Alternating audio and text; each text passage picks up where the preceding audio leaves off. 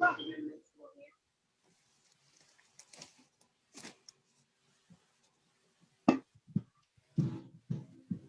need to, who calling me? Who's calling?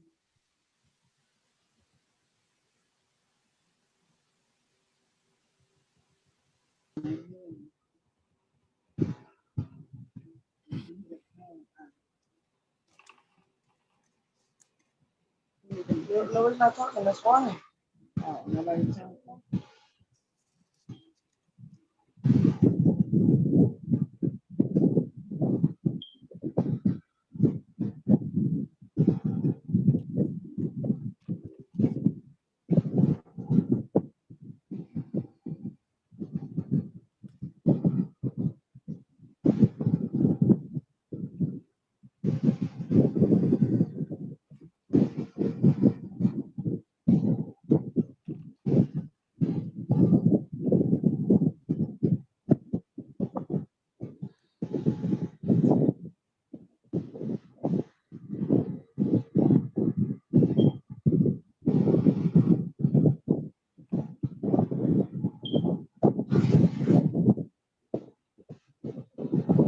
Hello? Hello? Hello, I'm seeing Councilor Stevenson, Councilor Gowdy. What is all that? What is all that noise? Yeah, sounds Hi, like Counselor Gowdy. wind or something. I don't So see who's on fire? Chief Worley. Oh. Yes, ma'am. Hello, Chief Worley. Hey, how are you today? Okay. Hello, Director Ayahan, how are you? Okay, so I don't see any other counselors yet. It's 5:30. Well, we've got a quorum. If it's me and Miss Gowdy, we've got a quorum. Let me pull this up. Can everyone see the agenda okay? No, I don't see it. I don't see it either. Okay, try something else.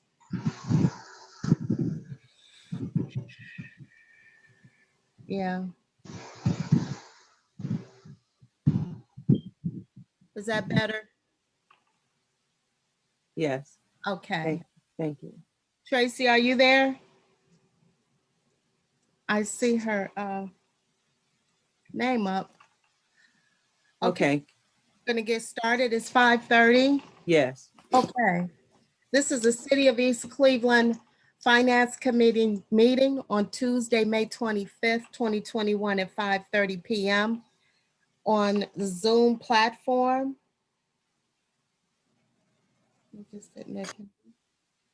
Clerk, would you call the meeting to order? Councilor Stevenson, Present. Councilor Gowdy, Present. Councilor Smith. Okay. So we'll start with the discussion. Oh, I have Councilor Smith. Yes. Okay, we're starting with the discussions. The first one will be invoices received from Attorney Jonathan McDonald for the months of October, November, December of 2021. Also January, I'm sorry, let me start over because I said that wrong.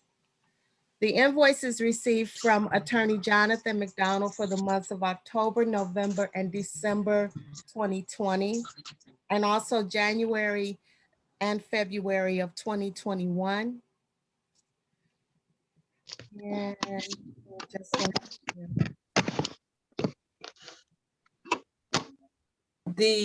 I probably should maybe, I guess, give you all an overview. I guess the reason that this is on the agenda is because the attorney has not been paid.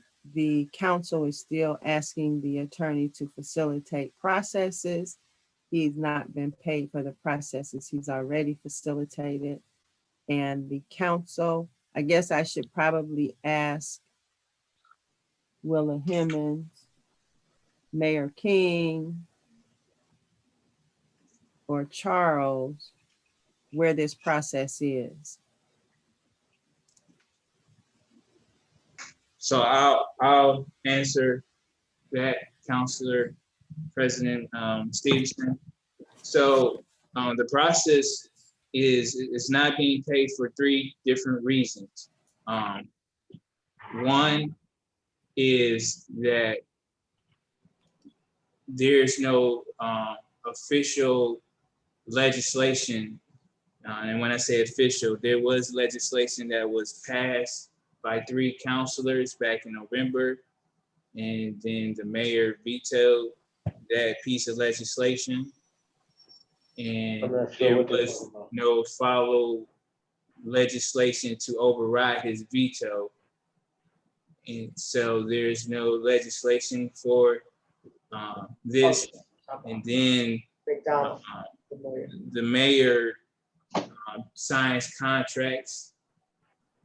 His signatures on all contracts, and I have not come across any contract that has his signature approving the retainment of Attorney McDonald. That's the first reason. The second reason, I believe Director Hemmings had forwarded email to everyone just in regards to there is a pending, still as of today, a pending, I guess, lawsuit, or rent mandamus. So the court has not ordered the city to make any payments to Attorney Johnny McDonald. That's number 2. And really, those are the main 2 reasons. There's no other third reason. So that is my response to that inquiry.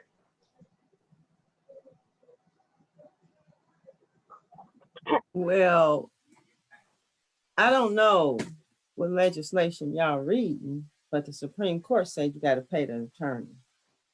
So, and as far as us having had the mayor sign off on the contract, the mayor doesn't sign off on the council. The council is a separate branch of government, and the mayor has no signature control. He has no anything to do with who we hire to execute what we need to do.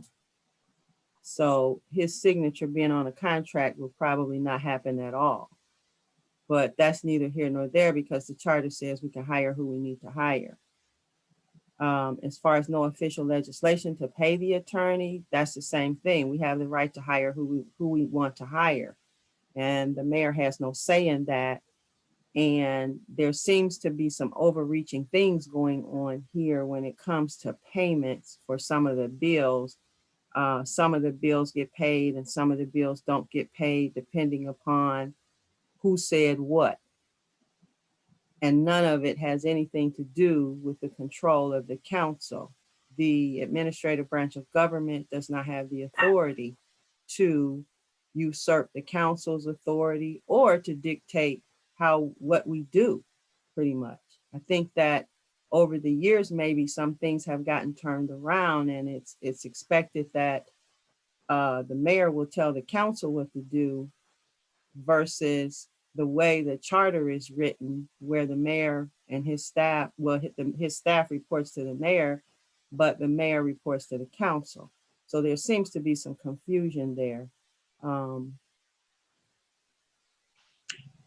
The only possible legitimate reason you would have for not paying is because we are still in the process of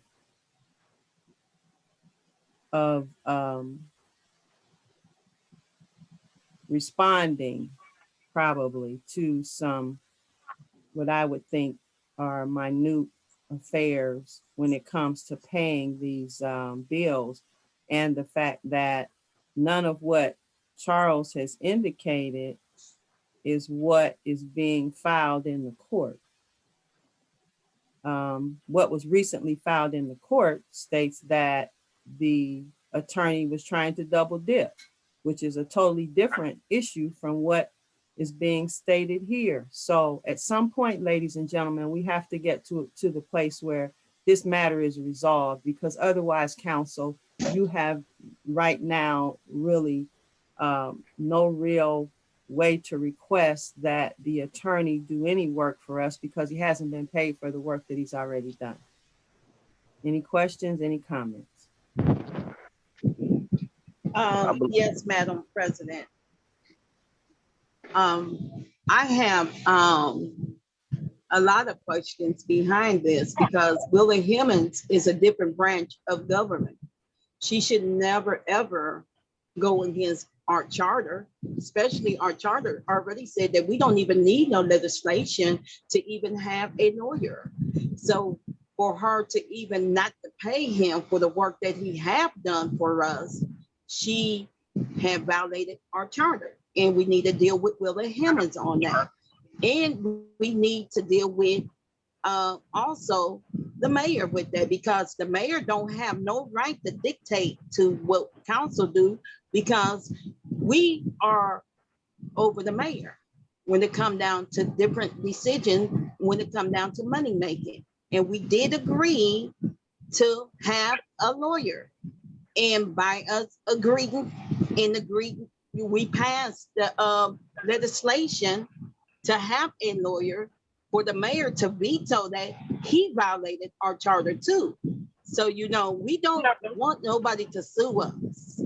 We already have enough. We already we above sue, you know, and we don't want this lawyer to come and sue the administration because of their error that they keep making over and over again. The mayor do not dictate to us on a proper matter. He dictate because he feel threatened some kind of way that we got a lawyer. We need a lawyer, we got a lawyer, and we want the lawyer we got. So they need to pay him his money. Thank you. Any other questions or comments?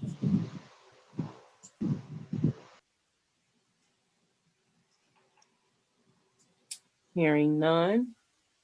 I don't know how this is going to be resolved. I know that we need to resolve it and stop with all of the extra stuff. I'm going to move, because resolution 4420, we did get a response from the health department with regard to this. They are going to make the adjustments to the contract. So unless somebody has something special, we're going to move past that item because it's pretty much been resolved, which brings us to the American Recovery and Investment Act, the American Rescue Plan.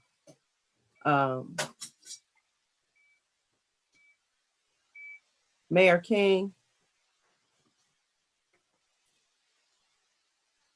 I'm here, yes. do you have an update on this? Update on what, Council President? American Recovery and Investment Act. I Sure. have sent several emails to the administration requesting that we meet with regard to this plan, and I haven't gotten anything back in a response or a date or anything. So I would like to know, what is your plan, sir? Thank you. Hello, everyone. So I'm not sure what the 2021 American Recovery and Investment Act is. I'm not sure what that is. However, the American Rescue Plan Act of 2021, I am familiar with that. And as I've stated at least half a dozen times before, and I'll state it again, no problem. When we get clarity around our award, the amount, and more clarity around how the money can be utilized, I will call a special meeting of council, be a mayor's meeting of council, and we can discuss what the award is, as well as rules, regulations on what it can be spent on. So once we get clarity on that, particularly the award amount, I will call for a special meeting, as I did a couple months ago, of council. I'm not sure that meets our needs. You're talking about $26 million, sir. And a special meeting is not going to take us where we need to go when it comes to the planning and the rollout of those kinds of dollars. I think that we should be meeting right now. We should have some idea of where we're going. I mean, we've been in this business how long? And being in this business does not, I don't think a special meeting is going to suffice for what needs to happen here. Some hard planning needs to go on here. This city has multiple needs. I don't know why we have to wait to get a grant award before we identify what it is we need to do with this money. I mean, the needs are like slapping you in the face. So that, to me, that's just So Council President, interesting. if I may come back, I'm not opposed to having multiple meetings to discuss the American Rescue Plan Act. I'm not opposed to that. You know, what I would assume is that we would have multiple meetings. I wasn't just saying we'd have one meeting, but what I wanted to do was get a letter stating the amount, because remember, there's a little uncertainty as to what our award will be, right? And clarity around what the funds can be used for. So what I like to do is, once we have clarity on that, what I ask and humbly ask is that council individually and collectively read it, right? And in my opinion, my personal opinion, a lot of things different counselors have read, and we're not sure if they understood it as it was written, right? It's more than just reading words, understanding and comprehending what you read. So what we like to do is, once we have clarity on those two issues, get the documents to you, please read them, try and understand them, so that when we have a conversation on them, it will be a great conversation starter for many conversations to come. And that's no problem. But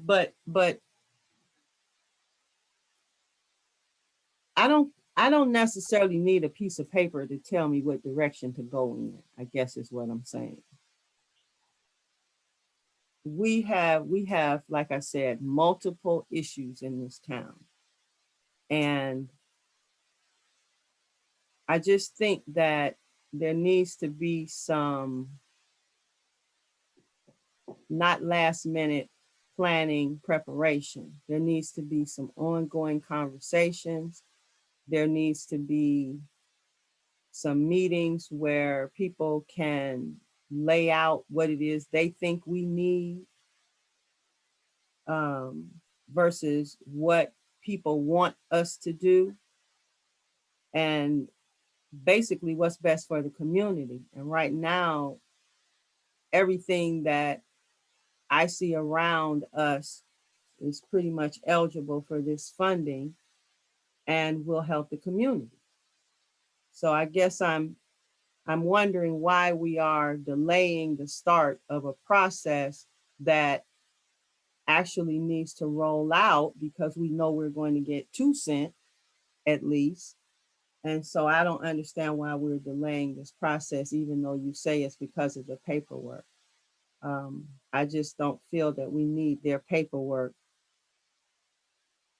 to do what's best for our community. Sure, Council President, if you would like to meet to have some discussions, that's fine. But Council President, and I don't mean to, laugh or smile about this, but you're always asking for paperwork. You always keep asking for the same paperwork, and now you're saying you don't need any paperwork, right? No, I'm saying I don't need that to start a plan. That's what I'm saying. But you absolutely do. You just can't spend the money. It's the same as the CARES Act money. You just can't buy tennis shoes with it, right? It comes with a whole list of things you can buy and a list of things you can't do with the money.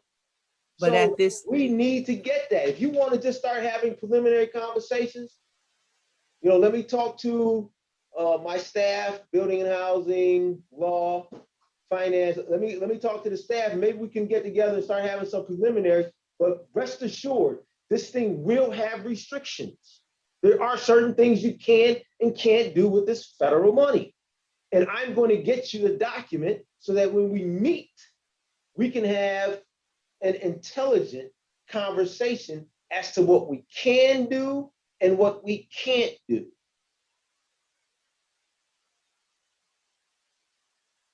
Council President?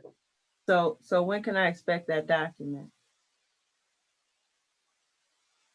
When I get the document, I can So you're give saying you don't have it? so I can get you a preliminary document. They're all over the internet. That's right. So they have some preliminary stuff that you can look at, but yeah, you can go to the Treasury and see this stuff. I can send it to you, but it's on the Treasury website. Right? You got two clerks. Have one of them go to the Treasury website and pull this stuff down. But the folk, that's not our focus, sir. Our focus is to begin to plan. And no one sitting here knows better than me about federal restrictions, because I spent my life with federal, state, and local guidelines with regard to grants. So I have no problem with that. And maybe that's where Nate Martin's word intrepidation comes in, because I'm not afraid of the federal government's guidelines. I pretty much know what they're going to say. So I do feel that we need to start to move in a direction where we are not lagging behind, is all I'm concerned about. I share your concerns. However, I hope you can appreciate this with a bit of, and I'm glad this is a committee meeting so we can be a little lighthearted. And I just don't want to get in this conversation. Somebody start talking about swimming pool. Somebody start talking about a grocery store, right? If we get counsel these documents, or if you get them from the Treasury site, you'll see that you can't do that. So, and I don't want anyone saying, hey, we need a swimming pool with this money, but we can't do that. Okay. Are there any other questions or comments on this subject? Because I want to move on. Yeah, the council is actually supposed to help put together what we can and cannot do once we get the dialogue of what we can and cannot do. We have to come together and put that money together, because the CARE Act money is for the city and to run this city. And we have to come together as a whole, council as a whole, to talk to our residents to see what they need to be done with this money.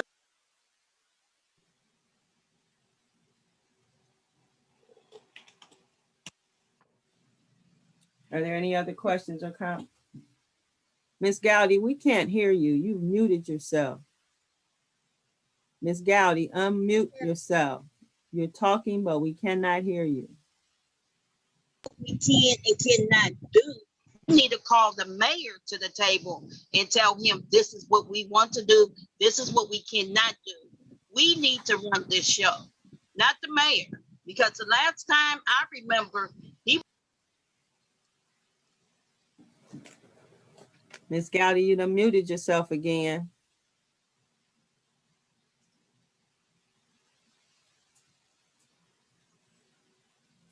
Councilor Gowdy, we can't hear you.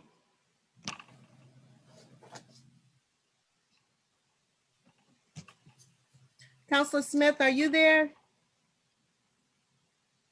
I'm here. Thank you, Madam Clerk. Sure. All right. Councilor Gowdy.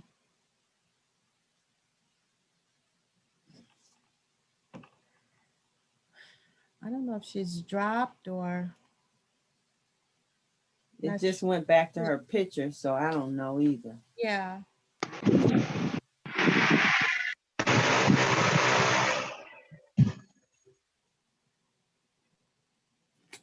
Ms. Gowdy, can you unmute your mic?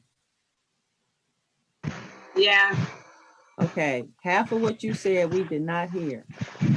Oh, because, yeah, my mic was mute. I'm just Yes. saying, we just should have a conversation with the mayor. We need to have a meeting with the mayor, all the council people. And if we have to do it as emergency, we can do that. So we can talk to the mayor and tell him, once the guideline get here, what we want to do.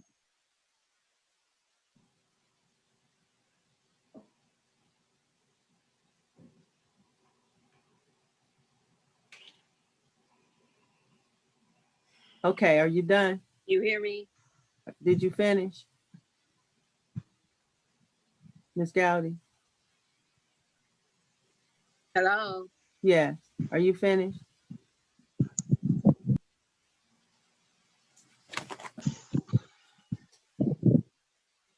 Okay. Can you hear me now, Madam President? Yes. Yeah, all I wanted to share is, when the CARE Act money do come and the mayor do have a guideline for us, we all need to come together on that guideline and explain to the mayor what he can and cannot do with that money. So we can follow up and follow the money, so he can actually move the city forward to the things that we need for our community. Absolutely, yes. Okay. Any other comments or questions? I would like we have another finance committee coming up, I think the first week of June. Is that right, clerk? I believe so. Let me confirm that.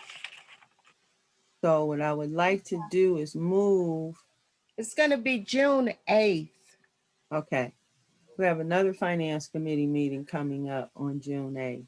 And this audit is going to take up quite a bit of time. I have several questions about that. So, and I'm not trying to keep anybody here all night. So I would like to move to the legislation that we have on the agenda this evening. Okay, first we have Resolution 28-21.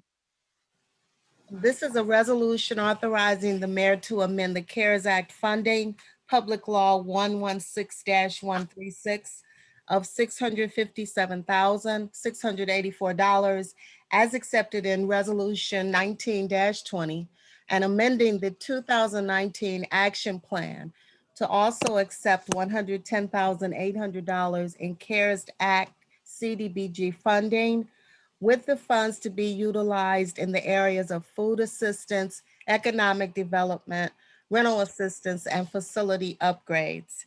And to accept the 2021 action plan, declaring an emergency for the public health, safety, and welfare.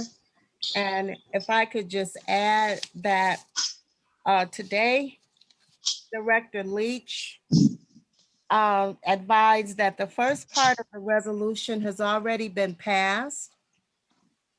So the resolution 19-20 and also amending the 2019 action plan to accept the $110,800 in CARES Act CDBG funding has already passed.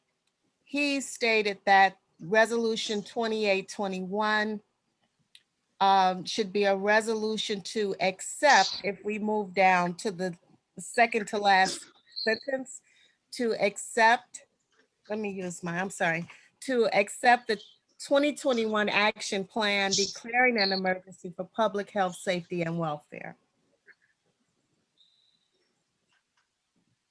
So. Okay, I don't know how much, Director Leach, I don't know how much sense this is making, because when I read the resolution earlier, I had some questions, and then right before the meeting, it seems that there was another resolution that was sent, Director Leach. Yes. And my first question, I don't know how it passed, but there's a request to reduce the comment period on the 2019 action plan. And I'm not understanding why we need to reduce the comment period. The comment period was reduced by HUD to make it easier for legislation to be passed so you can get the money on the street as soon as possible. We're not requesting that. That's a guideline that's stipulated from HUD. Okay, then your resolution needs to say that. Your resolution make it look like you know, the city is just reducing the time period. What I had stated was when you pass the resolution at first for the 657,000 to be accepted, then that's all it was. If you look at the grantee memo that was sent that I forwarded again today to the council clerks, in bullet point 2, it says once you've accepted the CARES Act money, all other future CARES Act money is as one grant. There's no need for more legislation. Okay, so what are we doing here? Does this resolution 2821 have to be amended, or because and then I have another question here also. Because when this first came down, it was tied to CHN and some money to go to McGregor, I believe. No, those are all separate. The only thing we're looking at today is passing the 2021 action plan for the city of East Cleveland as an entitlement city. That's the only thing that we're looking at. Okay, so if that's the only thing we're doing, why is all this other stuff attached? So I had, Council President, I had stated that weeks ago that the other stuff should be removed. And the only thing that we need to look at is the 2021 action plan to move forward. Okay. So we are still, and I guess this all comes together here for me. So we are still going to give somebody $100,000 from our CDBG allocation. That legislation has to be voted on by council. The council clerk, Tracy Udrea, gave it a number today. Okay, so that legislation was put forth March 10th to council to vote on, but you said that you wanted to have them do a presentation. So the presentation is done. So now that's about to come before council. Right. So let me ask you this. Okay. Because the CHN situation, the rental assistance money, the council in July approved $300,000+ for rental assistance. Okay. The CHN never received that money. So that meant that I guess there was no contract cut. I don't know, but they never received that amount of money. In the interim, what can I make a before we don't give them $300,000 up front. They invoice us based on what they did. So based on what they sent us, we've sent them in excess of about $40,000 based on invoices. They showed proof that they gave rental assistance to East Cleveland residents. Okay. At our last conversation, we concluded that the amount we owed them was $73,000. Okay.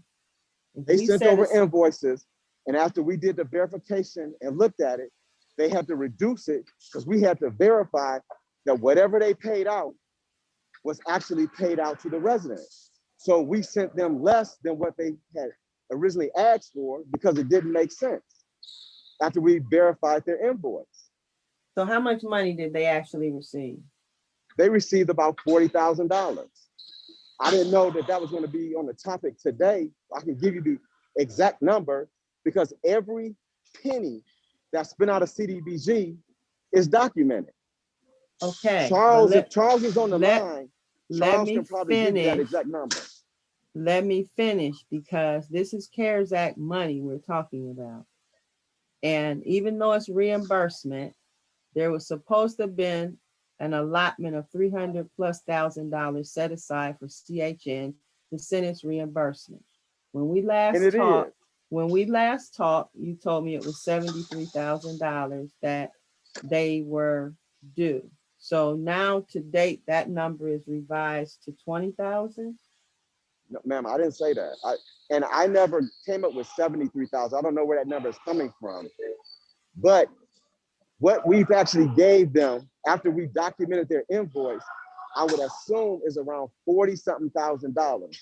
It was, we just cut a check April 30th for $58,322.64. And we still have allocated $300,000 set aside in that line item to pay up to that amount of 300,000. Okay. Let me get through this, Mr. Lee. Here's my concern. We got $300,000 plus sitting somewhere, it's supposed to have been paid to CHN. Okay. Charles is saying we paid them 58,000. All right. According to my understanding, we are going to give McGregor, I believe, $100,000 for assistance for rental That's out out of of the our. home program. No, that's That's the out two of the separate home program. things. Yeah. The Okay. $100,000 is out of home. Okay, but it's a part of our CDBG allocation. Is that correct? We're talking about CARES Act, CDBG, and home. So we got to keep them separate. I understand that, but if you all would let me finish, okay. We had CARES Act money, $300,000 plus set aside for CHN. We spent 58. My question is, why are we giving $100 and some $1,000 of our home money away when we still have money that's sitting in the rental assistance pot of money that's the balance from this 58? Why Because is you it that can't we mix the have to two. use our home money? Why can't we use CARES Act money? If there's a balance there, resulting because CHN didn't spend all the money. If you look back at the presentation that McGregor did, and on page 13 or 14, the county is putting in $450,000 of their home allocation. Home is totally different than CDBG and the CARES Act. In order for McGregor to get the $450,000, they had to have a city commitment on our behalf of at least $100,000 for them to get the $450,000. Home, because there was a home versus home matches. Does it have to be home fund? Yes. I guess is my question. Yes, ma'am. It has to be home. So where is the balance of the money from CHN? It's sitting in our line item. They haven't invoiced this more. Then if the money is sitting in our line item, why did I see $67,000 as a balance in CARES Act fund? That couldn't possibly be right.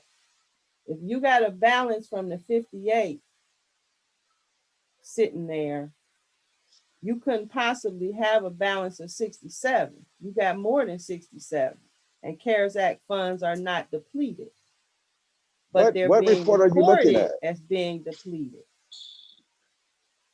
I don't. What report are you looking at? There's nothing that we have that's like that. There was a report that was submitted. I don't know if it was a finance report, but there was a balance in the CARES. I think when we had the it came out in the fiscal commission meeting that there's a balance in the CARES Act of $67,000. Well, that balance couldn't be right if you only spent 58 and you allocated 300, I think, and 29,000 in July of 2020. Yeah, those are different line items. So, Counselor, They may be different line items, but if you spent all of the money that's came in with the CARES Act, like we're being told, Okay, it doesn't matter what line item it's in. If you spent all the money or you didn't spend all the money, and when I'm thinking about this particular pot of CHN money, all of that money was not spent Counselor according to Stevens, what the council approved it to be spent for. if I can interject for 1 second, Go I ahead. could clear this up. Community development received CARES Act money, which is what we're talking about on this piece of legislation. The city, and when I say the city, I'm trying to see if I can distinguish it. Even though CDBG is under the city, CDBG has its own funding. The city received CARES Act money before CDBG got. That's the money that the fiscal commission was referencing to Right, last week. They were not talking about at all the CDBG CARES Act dollars. right. Right, that's correct. Two, even though we're in the same city, CDBG is under us, they actually receive their own money. And the city, which we can say, you know, kind of separate. I don't want to confuse anything, but the city received its own CARES Act money, the big money. And CDBG received its own money, which is what we're looking at in front of us right now. So the fiscal commission was only referencing the big money that the city received. Okay. Yeah. With that said, where's the balance of the $300,000+? It's sitting in our line item. It's not spent. But it's, so you're saying that the $300,000+ that came into the city is still sitting in your department's line item? No. Yes, The money, that's the money does invoice. not come. CDBG monies do not get deposited into the city's bank account. They have to request the money to be drawn down. They have this line item the Director Leach is referencing to is down in HUD. Yeah.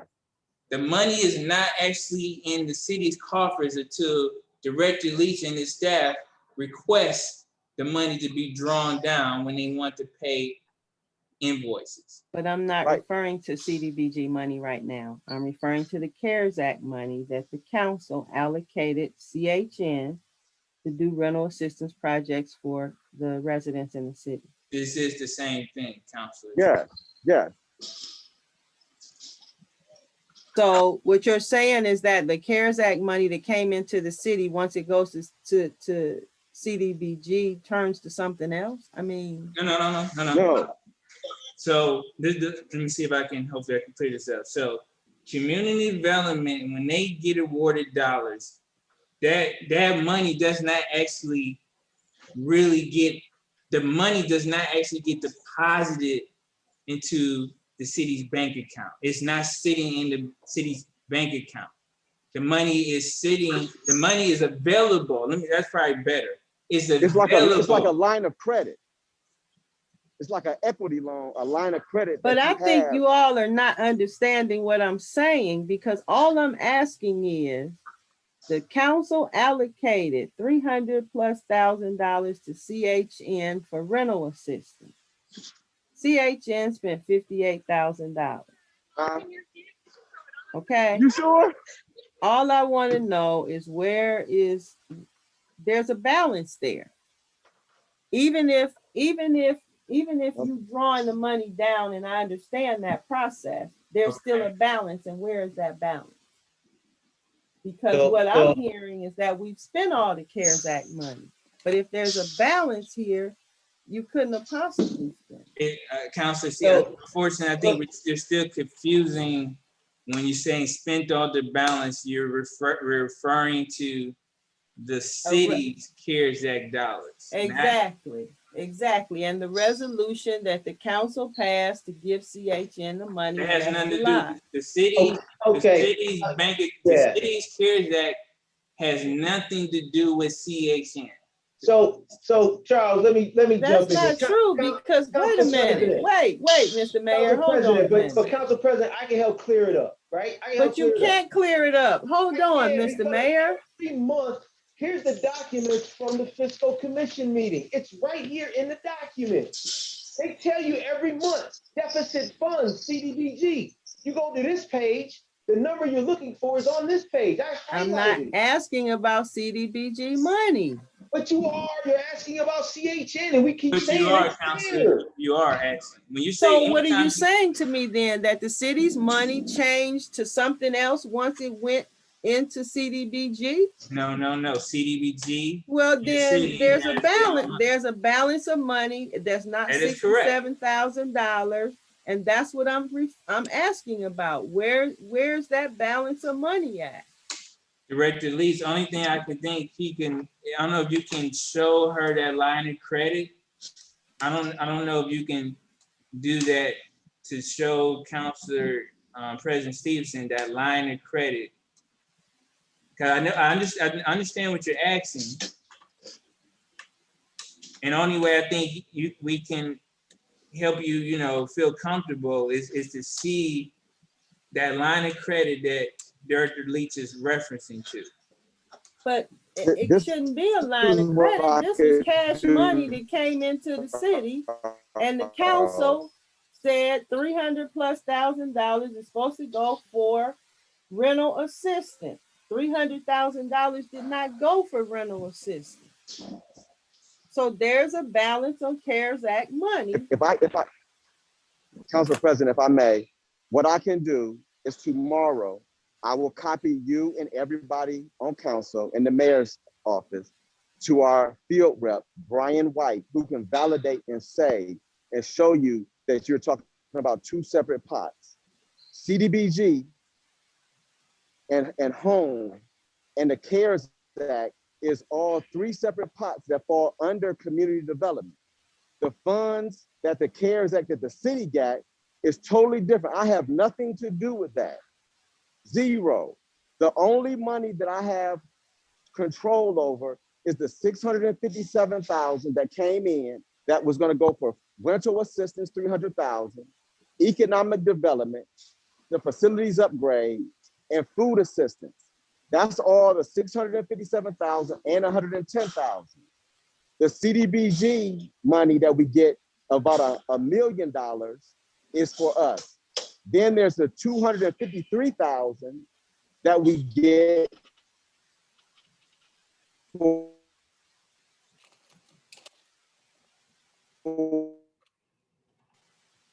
Director Leach, we can't understand you. our home. Could you? That's part of the I'm sorry. 100,000 that will go to Cleveland Housing Network. Do with the money that the city got. So we're just the money. We have nothing to do out of my department with the CARES Act money that the city received. Okay, then maybe somebody else needs to answer the question, because the council approved this money to go to CHN for rental assistance, and there's a balance of funds, and I just want to know where that money is. But that balance of funds that you're speaking of has nothing to do with the allocation that you approved. Those Yes, are two separate CARES Act funds. This has nothing to do with, you just said it has nothing to do with CDBG, right?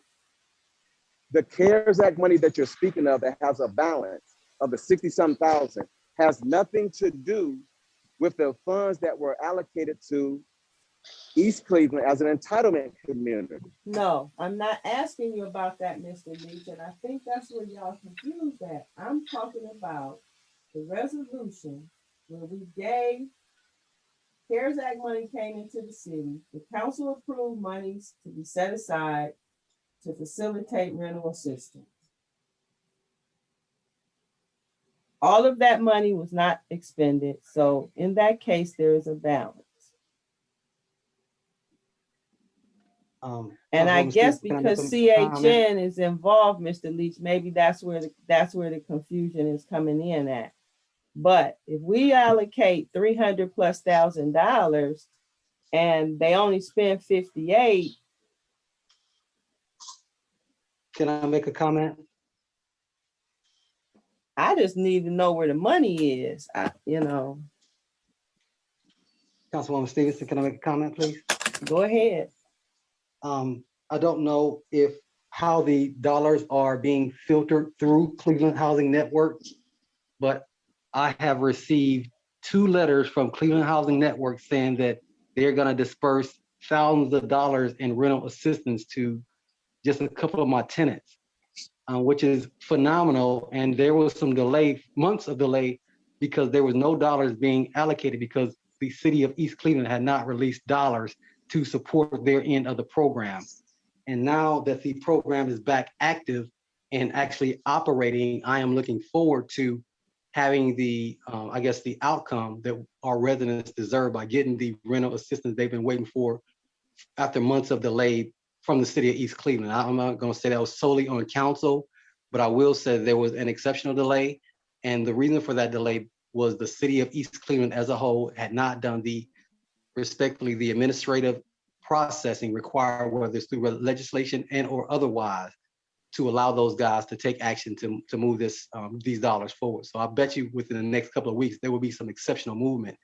And if you like, I can actually take a picture of one of the documents saying that this program is actually, working now. So more to follow. And Mr. Leach, if you've received any affirmative information saying they have what they need from us and they're going to start executing some of those dollars, this would be a good time to share that.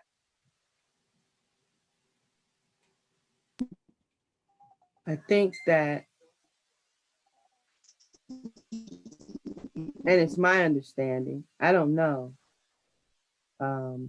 It's my understanding that the county is going to be administering this money in the future. I'm asking about the money that we allocated last year for this purpose, and where the balance of those funds are is my concern. I can't seem to get an answer, which is really why we are here, why I didn't let this go, because I'm trying to figure out where the balance of this money is, and it's not coming up and it's not coming clear.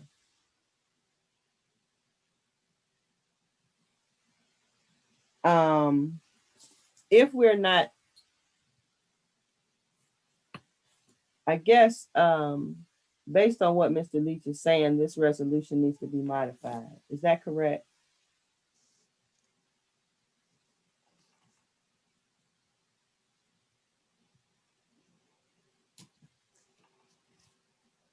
Does anybody know? I'm assuming Mr. Leach has gotten off the phone.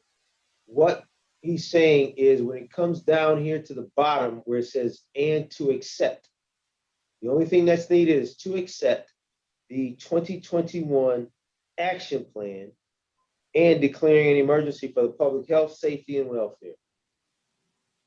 So the rest of it can come out.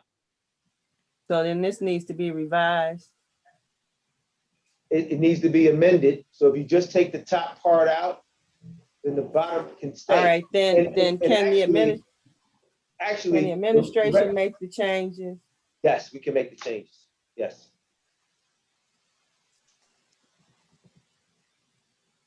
I have another question about the plan. Well, I guess this is a question about the plan. It's not another question. I'm looking at the public services budget in this portion of the plan, and the funds are unassigned. For example, they're not assigned to any particular category. There's just a total. And I don't know how that works, why the funds are not assigned.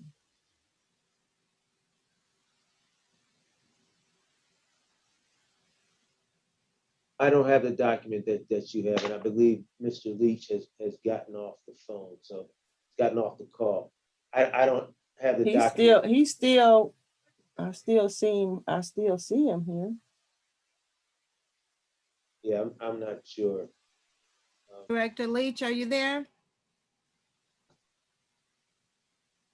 Yes, I'm here. Yes, I'm still on the call. Council President has a question for you.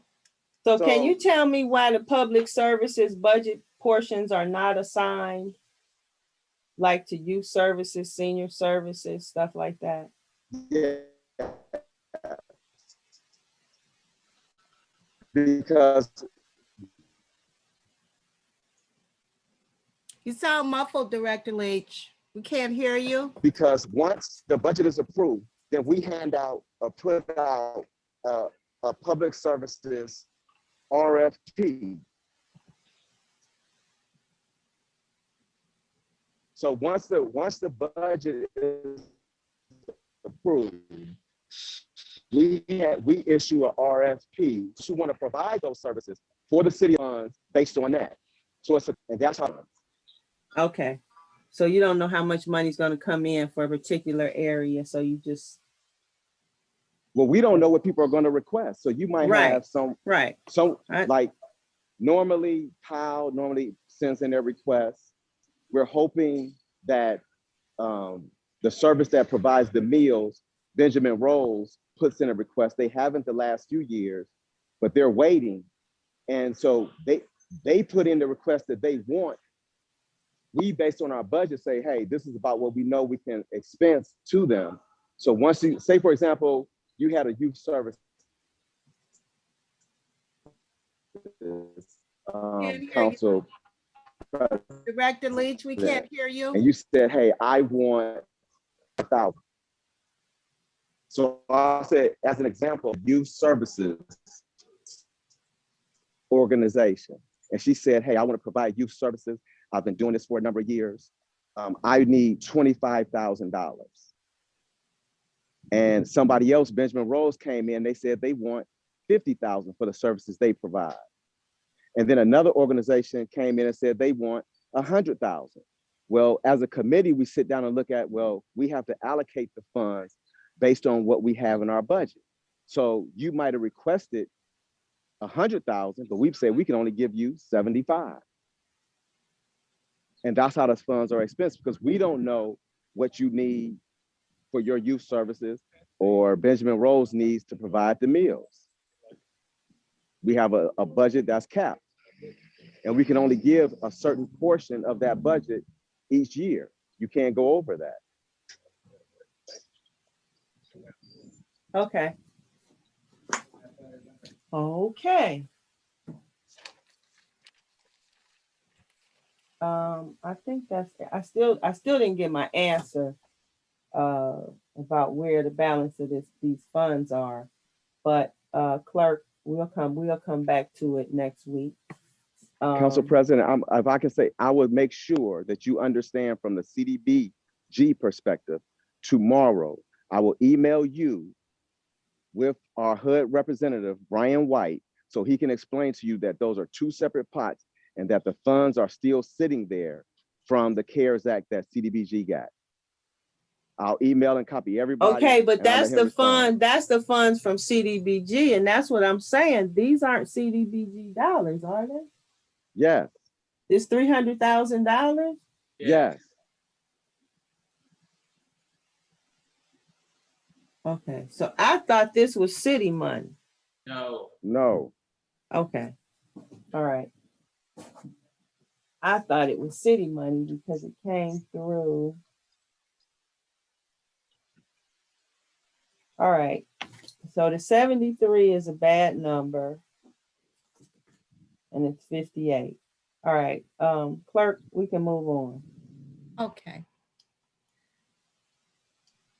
Our next resolution is ordinance 38-21, an ordinance authorizing all actions necessary to accept Northeast Ohio Public Energy Council, NOPEC, 2021 Energized Community Grant in the amount of 20. Oh, I'm sorry, clerk. I'm sorry. What is your preference with this resolution 2821? We need to back up a minute. Are we moving it to the agenda?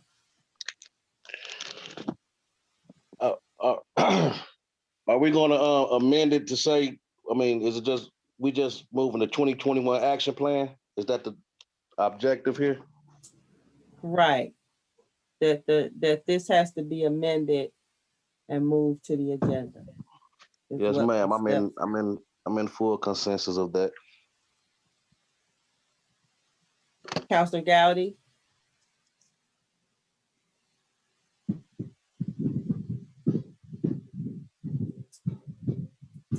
Can't hear you, Counselor Gowdy. Ernest, Smith, and Gowdy. Yep. I spoke. Thank you. Okay, all right, we'll move it forward. I can't get Counselor Gowdy, but with the two of us, we can Okay. agree to move it, have it amended and move it forward. Okay,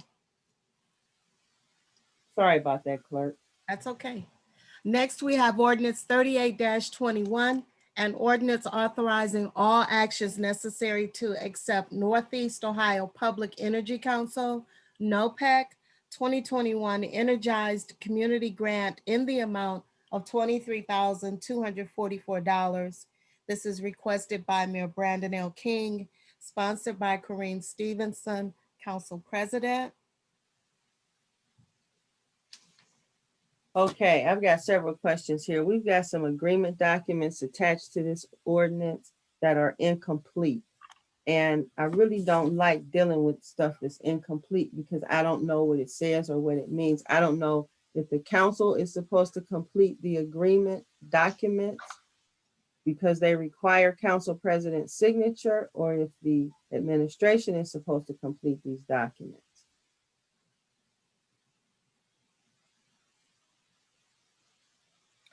I'm looking for. There was also a request that I made for the grant applications from 2018, 2019, and 2020.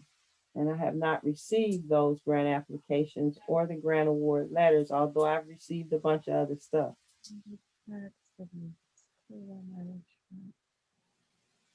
gonna go here. So does anybody, last year, these documents were completed.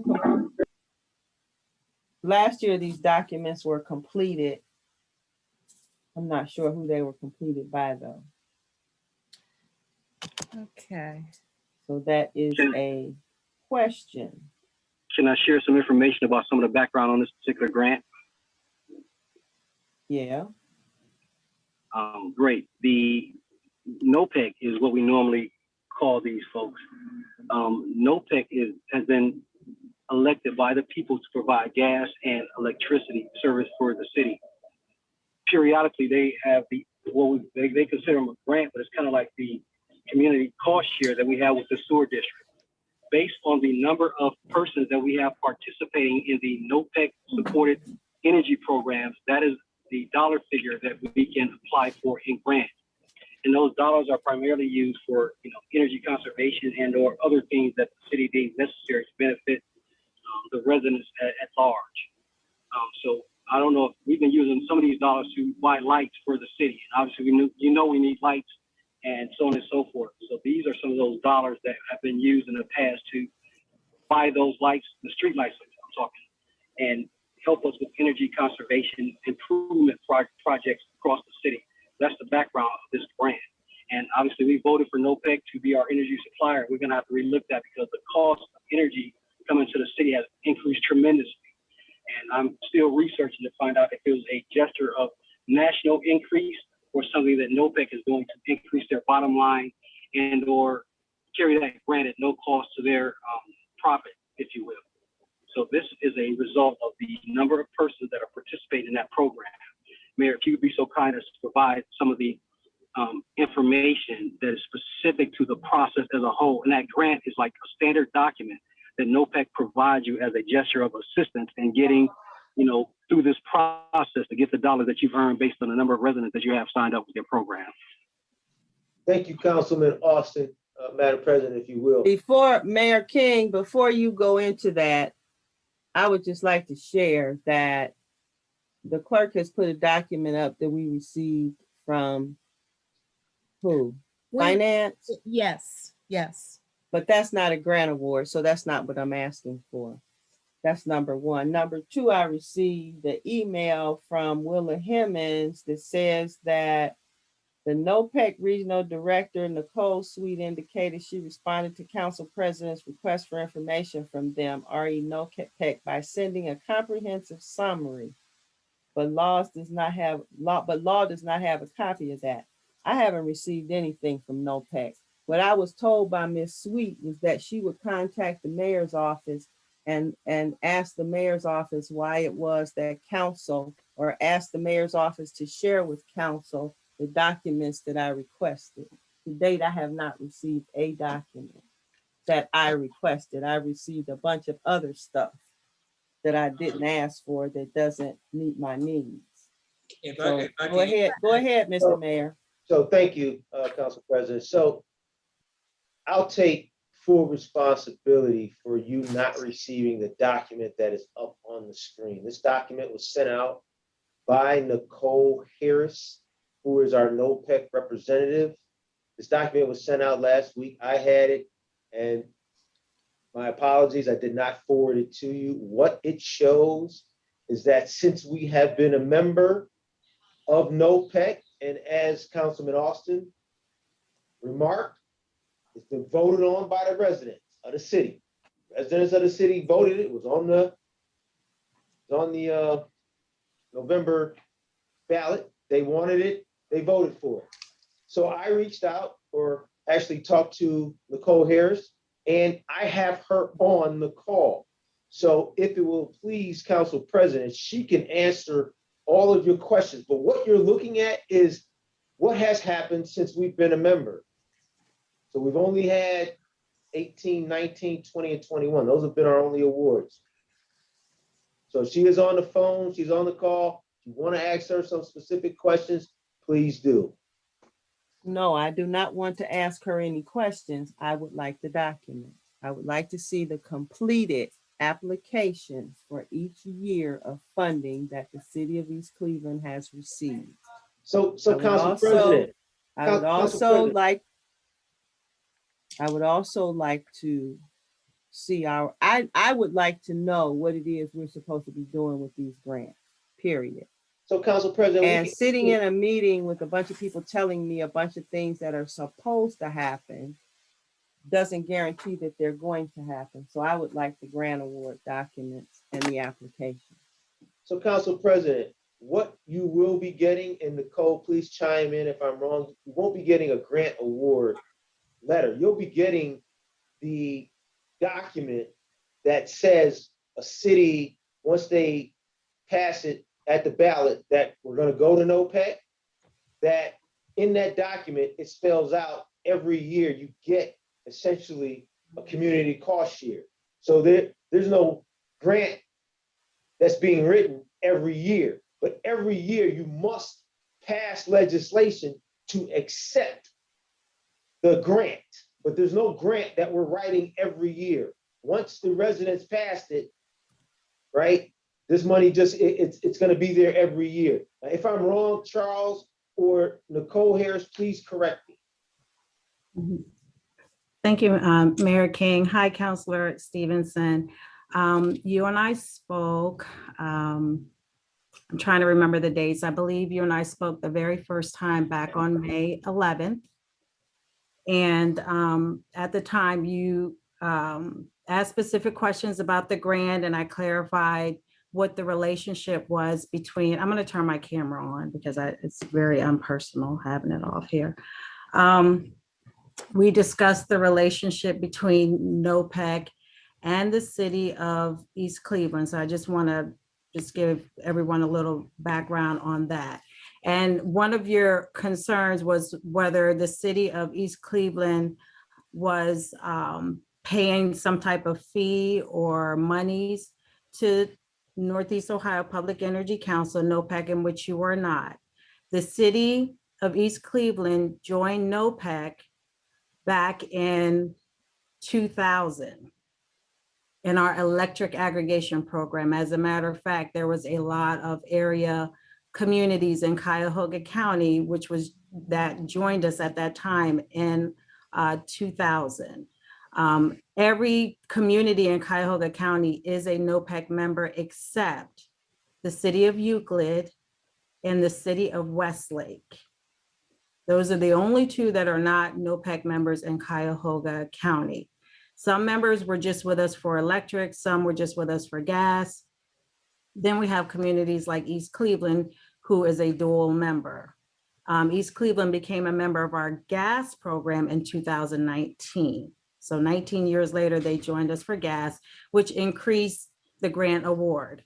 So when we spoke, I shared what each allocation of grant has been since 2018.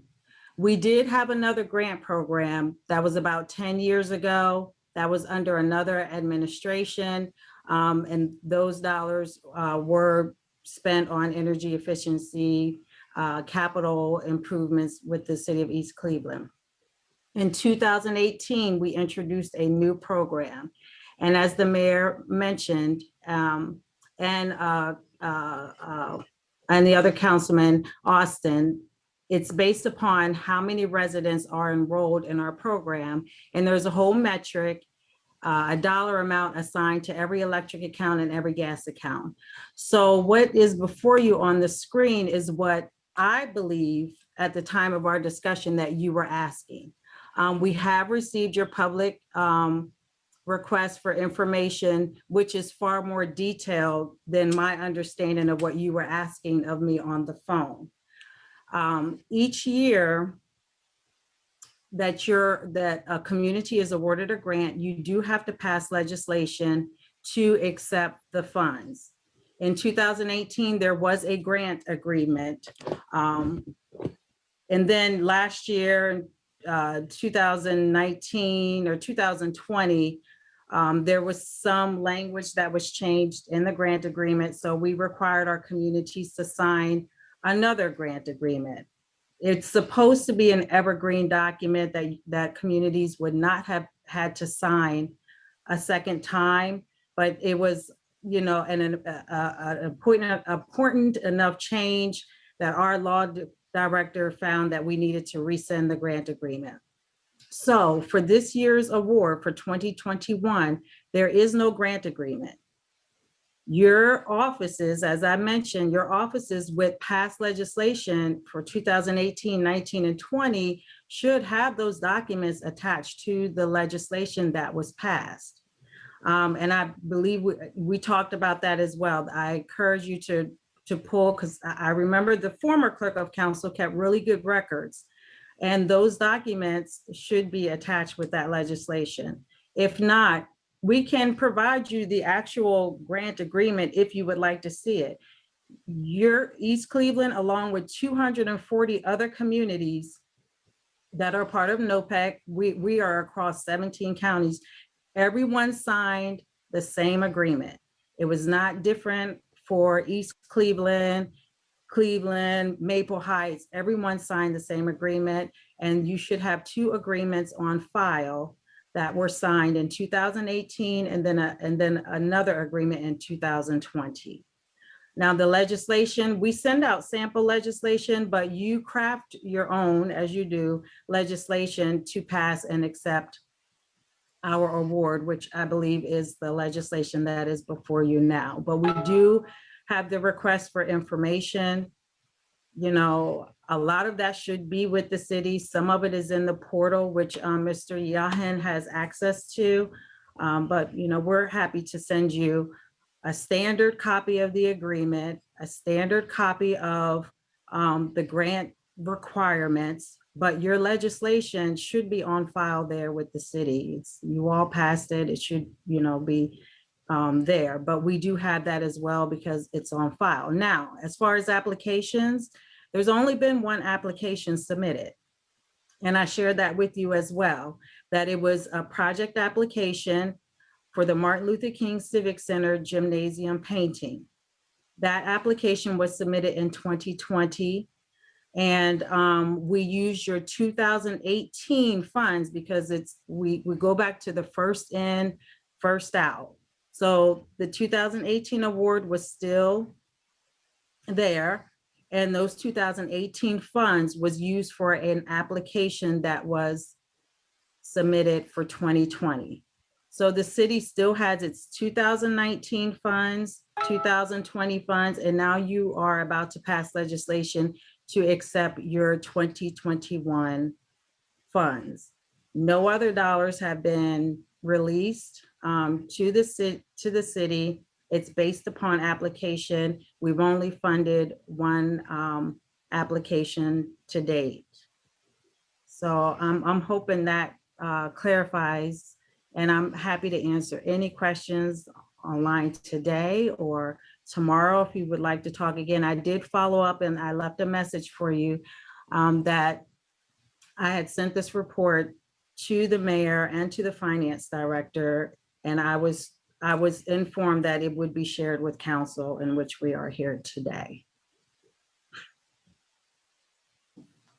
Well, thank you for that. You're very welcome. So what you're telling me in essence is that, and I don't even know if I should address this to you. I guess I should address it to the mayor, because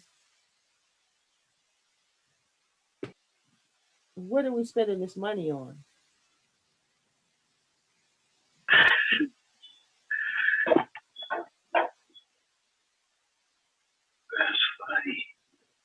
So the application, as I mentioned, was for the Martin Luther King Civic Center gymnasium painting.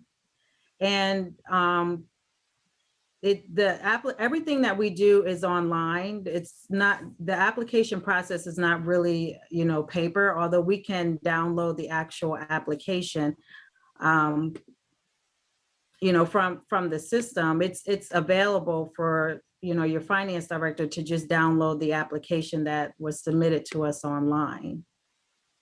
But it was, as I mentioned, for your Martin Luther King Center and painting of the floor. I can read it to you, I can download it, send it to you, or, Charles I can guess- download it and send it to you as well.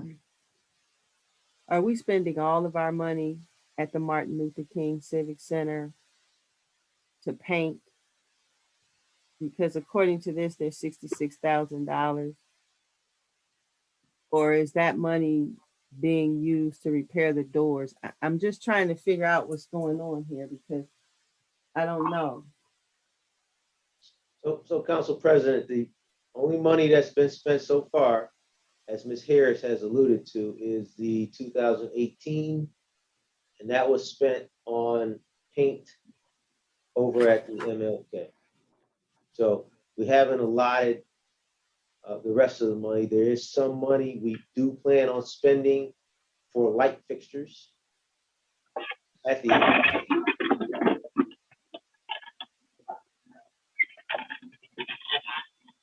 So pretty much what you're saying, I guess, is that the money can be spent however the city thinks that they need to spend it, Nicole? No, Council President, I never said that and would not say that.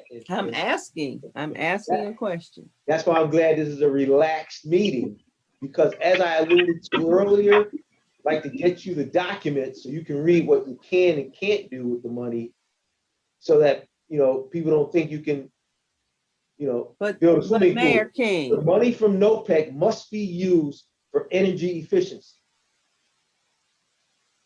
If I'm correct. So It must what- be used for energy efficiency. So that so includes. what energy efficient activities are we going to conduct for 2019, 2020, and 2021? So we don't have it all fully mapped out. However, we are looking at new lights, new electricity at the Martin Luther King Jr. Civic Center. But we have not spent any of it yet. When we do, we will make the document available to you, no problem. Okay. Nicole, I look forward to receiving whatever documents that you have left to send me. That's Yes. all the questions I have. Council President, if I may, Go ahead. included in your packet for the committee meeting, for this particular ordinance for NOPEC 3821, directly behind that was the information sent by the law director. And then there was a lavender piece of paper in each packet directly behind the law director's information. And I located ordinance 1909 with supporting documentation. So that would have been the 2000 2019 grant. And I also located in our office for the 2020 grant with agreement between the city of East Cleveland, I guess, and NOPEC. I included that documentation in everyone's packet. So Right. I don't know if that is what you were looking for specifically, but those two, information for those 2 years were in and is in our office. So that was included in the packet. So, all right, I saw that in the package, but like I said, it doesn't provide a lot of information. So I just wanted to know what we're doing with the balance of these funds. So, that said, I think we can move to the next agenda item. Can I make a question? Can I ask a question before we move forward? May I ask a Well, question? go ahead, Mr. Austin. Thank you very much. I guess, you know, I want to make sure that, you know, I'm clear, and I do appreciate the mayor and Ms. Harris actually logging in and, you know, advising, you know, those that were not present or on council at the time where to go next. And I forgot to mention that this is a opportunity for the city to actually allow those dollars to accumulate in a way that will allow us to do something very effective and or costly, with no impact on the general fund and or our community development block grant funding. So this is a phenomenal opportunity. If it's managed right, we can do some really good stuff to enhance the MLK Civic Center. Besides the energy reflective, it's some energy benefit to the paint that the mayor spoke of, although he didn't mention that. I think it's an opportunity to truly let the rest of the council know that paint wasn't just regular paint. It was an energy efficient paint. And there's some special terminology that the mayor should advise us in, again, because I couldn't remember every detail of this as it was transpiring. I just want to kind of share that with you, and hopefully you can move this piece of legislation forward so we can get this grant and continue to build the phenomenal community we're working on. Thank you. You're referring to the LED paint, I guess. May I also add, Counselor Stevenson, that internally at OPEC, our review and approval process for applications is very stringent. But it's also allows for a lot of creativity. So that particular paint was not the first time that we have similar projects throughout our landscape where communities are using paint for energy efficiency. We have communities who are re-insulating walls, who are installing new windows and doors. We even have communities that are using LED stop signs. And then they're upgrading their street lights. It's a wide range of creativity. I mean, we have some communities that are really very tiny, small townships, and you know, they have to be creative to utilize the dollars. And so we're flexible, but we do read every application. Everyone doesn't get approved, but at the end of the day, it's the community's money, and we stick to what the requirements are to utilize the grant dollars. So East Cleveland, along with the other 240 communities that have been awarded dollars, have to go through an approval process. And, you know, if it doesn't meet the requirement, it's not approved, it's declined. So we look forward to future projects and requests coming through, and then upon approval, you know, we grant the dollars, but all the dollars are with NOPEC. You know, they're with us, and we will release the funds once a project has been approved and the documentation has been submitted through our portal. Council President, if I may. Go ahead, Mayor King. Thank you. Thank you, Nicole, and thank you, Councilman Austin, for jarring, kind of forcing me to rethink what this was again. So as Nicole Harris alluded to, the paint we used was paint that had been approved by NOPEC before. It is a Sherwin-Williams product called Dry Fall. We actually went a step further and we put something in it called Insulad.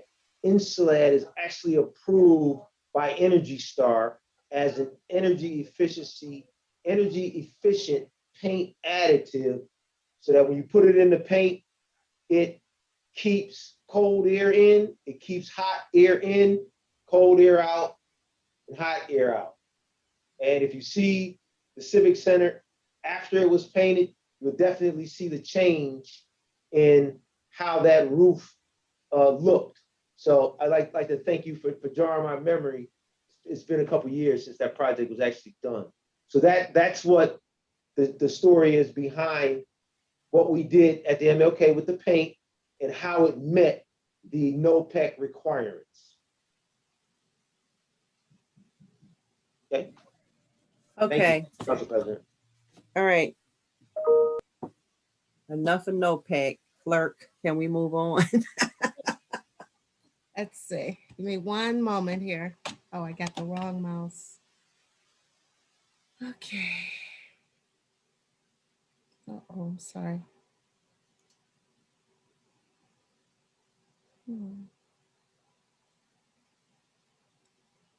Are we moving this legislation forward? Yeah, we need to move it forward, Mr. Smith. Thank you.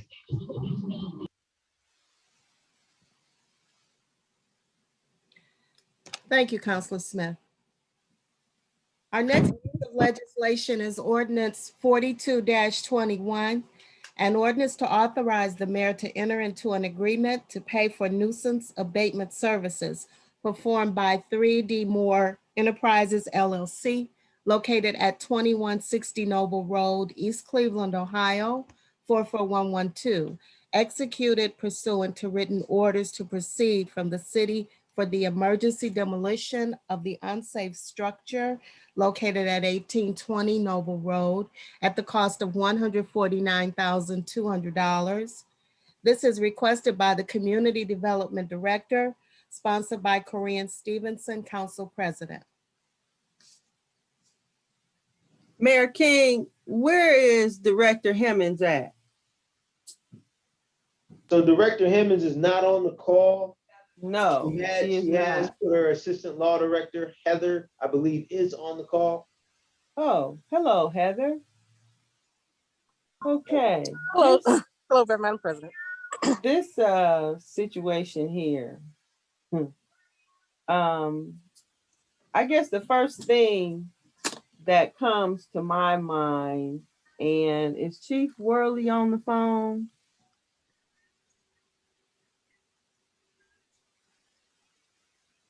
I need him on the phone. I guess to me, this is bigger than this $149,000, because I guess quite a bit of time went into this process, quite a few man hours. Quite a few city resources were expended to put this fire out, to clean up this mess.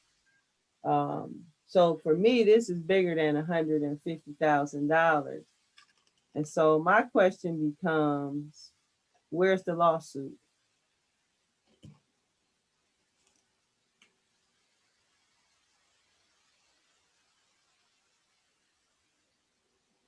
Because at some point, the city needs to recoup its money also. I mean, I understand that this guy tore this building down. There's an issue. I've got residents calling me. I got about 10 questions from the public that need to be answered. And so I guess I'm just really wondering how this city is going to get their money back. What's the plan?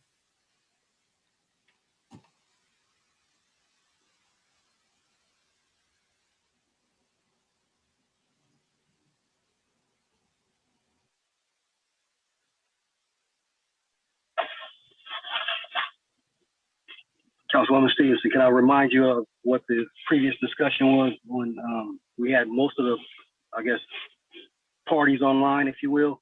Well, that previous discussion doesn't solve my problem, Councilman Austin. My problem is the excess of resources that were used by the city in addition to this $149,000. And how we gonna get our money back? I mean, people want to know, I got questions here, what people want to know. They want to know if there are receipts for tonnage of debris taken to the landfill, the agreement with the contractor, City of East Cleveland, emails. They want to know how many emails were sent about this and why the council was not involved, because this happened early in December. Just a lot of things. Why was city water permit on 1/12/20 for one day only? Were there any subcontractors? How long did the demolition take? And how the city is going to recoup their money? That's the most important question to me out of everything. How is the city going to recoup their money? Can I make a response to that? Because I listen very. Well, you're not the law director or the mayor, so that's who I really need to hear from. Well, we already heard from them. We heard from them the plan, and I'm a connoisseur of good information. So as I heard their plan, and I didn't hear anything about any excess resources. All I heard was about $149,000. Right, but some of the questions that you just put out there, they were answered in that packet. So the contractor, well, yes, they were, because they tell you how much money he wants to dispose of said system and said building, and those dollars covered from the start to the finish of that particular task. What's going on? And that's how that goes. So the law director said they've already reached out to the previous owner and they could not make contact with them. However, they will continue to make effort to make contact with them until they're satisfied with the contact having been made, and that is their plan for getting reimbursement. Well, I need the law department, Mr. Austin, because that may sound good, but that's not working for me. That's what was said. That ain't just a sound. That's a regurgitation. That was a sound. That was a sound bite, and it don't work for me. I need to know how the city is going to recoup their money, period. Well, I'll say this. I mean, we can sue, and we have to try and get service on the parties. If we can get service, then we can go forward with the suit and hopefully recoup the money. Now, if there's something goes wrong and we can't find anyone to sue, to provide service, to get the lawsuit rolling, then the city may be stuck with the bill, but that would have been no matter what.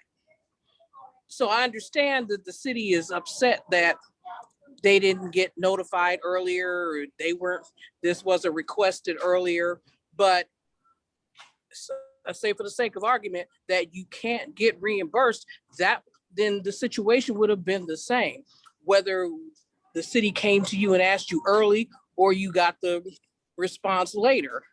If you can't recoup it, you can't recoup it. And the city would be stuck with the bill either way, because you can't say that you would want that structure to have remained sitting there like it was for a long period of time, because that's a different lawsuit. Because anybody who gets hurt, gets burned, falls, you're going to get a suit from that. So that okay, but it's been this has been going on for 5 months already. There should be a lawsuit, in my opinion. And I'm not saying that there isn't going to be one, or that maybe we should get right on that. But what I'm saying is suits can take a while, especially when you have corporations, which a lot of times is the situation with this city. There's a lot of people who own property under LLCs or corporations, or just people who don't live here, who live out of the country, not just out of the state. They live out of the country. So it can be difficult to serve them when it comes time for a lawsuit. If I can interject. Go right ahead. So the code 1311 Number F, I'm hoping that someone, yourself or clerk, anybody could just read up what I'm about to say. I'm not gonna read the whole thing, but if you look at 13.13.11, number F, I'm sorry, letter F, it says the council may assess the same plus administrative costs upon real estate, talking about the cost of abating the nuisance. So we could put the cost and any administrative fee we want to on the property taxes of the private owner. Are they paying their property taxes? I looked up the property tax, they paid their 2019 in full. They haven't paid their 2020 yet, but the year has not over yet. But they did And what's pay the balance? If you remember. a couple grand. They I are understand. paying I understand what you're reading. I read that section myself. So, I don't know. You put this on their property taxes, they'll probably just walk away. But for me, this should have been, a lawsuit should be like sitting in their face with the assessment of our man hours and all of our time that went into this process. This is not just about $149,000. This is probably about close to 300 or 350 by the time we get finished.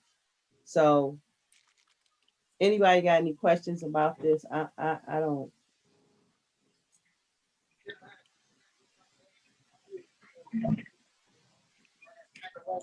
I think we need an accounting of all monies expended on this effort.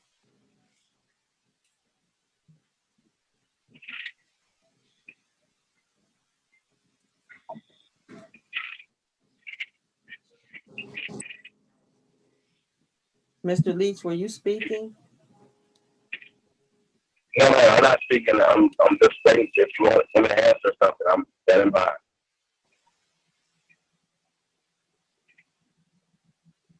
Does anybody else have anything to say about this?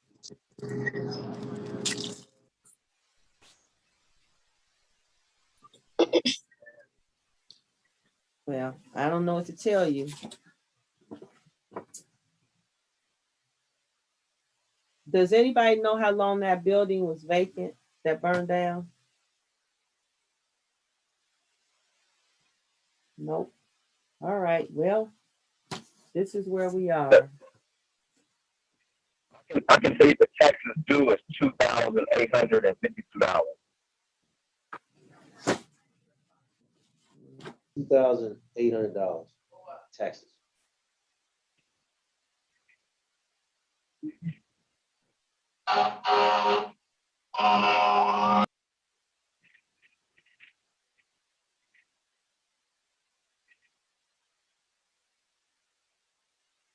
Committee, what is your pleasure?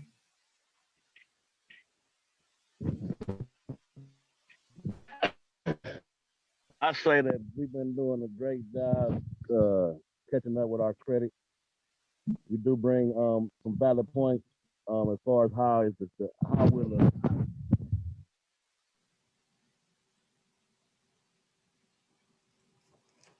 Mr. Smith, you cut out.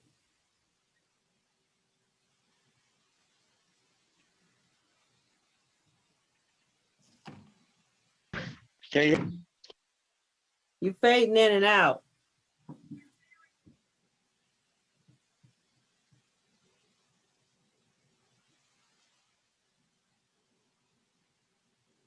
Can you hear me now? Go ahead. Okay, I was saying that to me, we've been doing a great job on catching up with our credit and things of that nature. I say that Councilwoman Stevenson brings up a great point is how is the city going to recoup our funding? But I also stated that our lawyer Heather brought up another great point. So I feel it should be moved. That's what I feel. It should be moved further discussion to the agenda, to the agenda review meeting. Further discussion. But I feel it should be moved to the agenda review meeting. Agenda review committee. Thank you. Ms. Gowdy,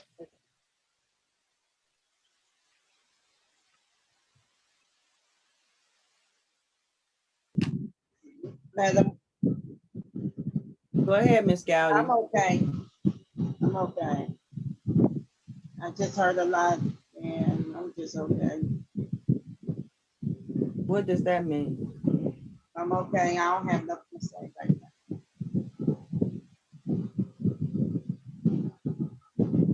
What is your pleasure? My pleasure is for it to, this is your committee, so as well I said on it, but whatever you decide to do with the committee. You heard from the lady, you heard from the mayor, so, you know. Well, look, this is where I'm at. I would like to know what the additional resources are that were used on this project. And Mr. Mayor, I would also like for the staff to actually look into how we can get our money back. Absolutely. I mean, that's the first thing.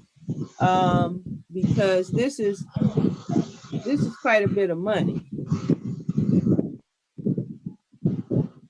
And even past the fact that council wasn't notified, what I'm gonna do is I need to give Charles, the fire department, and Mr. Leach some time to compile how much money we actually spent on this deal. When we come back on June 8th, we should have those numbers. Because this is just, I don't see us keep putting out money and don't get nothing back. These people need to start paying their bills. Councilor Stevenson, I can interject for a second. Charles, I can't really hear you. Somebody's walking Somebody in the in the wind. background. Yeah, somebody walking in the wind.